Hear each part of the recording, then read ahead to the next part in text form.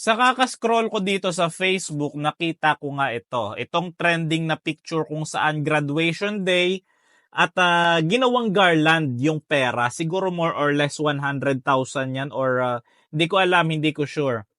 Pero alam naman natin na hindi talaga yan binigay ng parents dun sa kanyang anak. Alam naman natin yan. Ginawa lang yan para mag-flex. Ginawa lang yan para magyabang, di ba? Oh, may pera kami. Oh, ito, ganyan-ganyan. Mga slap soil, mga may hirap, di ba? Alam naman natin na hindi yan na to inspire, di ba?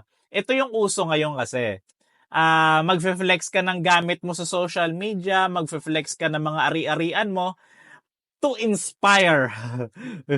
Madalas tayo makakakita niya, no? Halimbawa, si Josh Mojica, magpo-post siya ng kung ano yung meron siya, 'di ba? To inspire, 'di ba? Hindi ko sukat akalain na ganyan na pala para mag-inspire ka ng tao. Kinakailangan mo iyabang yung meron ka, ipamukha sa ibang tao na wala sila niyan para ma-inspire sila. Hindi ko kasi maisip kung may magandang maidudulot yung bagay na ginawa nila. Halimbawa, bibigyan ng parents yung anak niya na nag-graduate ng pera. Halimbawa, bibigyan ng 100,000. Pwede naman dun na lang sa bahay nila. Kasi the fact na sa school ginawa yan, gusto mo lang mag-flex, gusto mo lang magyabang, 'di ba?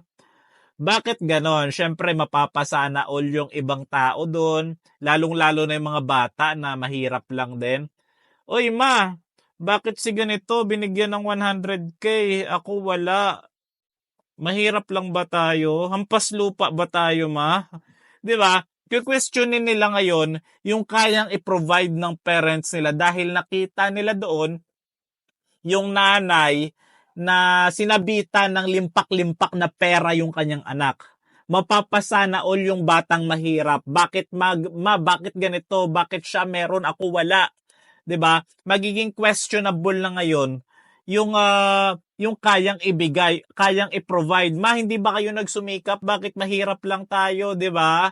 Ganon ang magiging impact sa isang bata na nainggit dun sa nabigyan. Alam ko naman hindi dapat mainggit, pero hindi kasi natin maiiwasan sa isang bata, lalong-lalo na kapag nakakita siya ng isang bagay na wala siya at meron sa iba.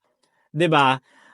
Ang purpose naman siguro nun talaga ay magyabang lang, mag-flex kasi hindi uubra kahit anong isip ko, kahit anong gawin ko, kahit ilang beses ko i-review, hindi ko lubos makita na to inspire ang ginawa nila, 'di ba?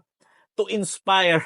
Walang ganon. Magbibigay ka doon, graduation day, doon mismo ilalagay mo yung pera. Buti sana kung birthday yan, maraming pera, 'di ba? Halimbawa, birthday, yung cake.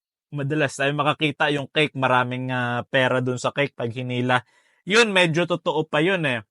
Pero itong sasabitan mo graduation ng ganyang garland, limpak-limpak na pera, para magyabang lang yan. Huwag ganon, di ba? Simplehan lang natin sana kasi alam ko naman wala kaming karapatan mangialam dyan, pero yung mga taong nakakakita niyan, kung questionin yung parents nila, lalong-lalo na yung mga bata, mga estudyante, kung bakit hindi sila kayang bigyan ng ganyang halaga or ganyang regalo ng magulang nila. So yun lang, sana may natutunan tayo. Paki-share ng video kung nagustuhan nyo ito at kung may natutunan kayo.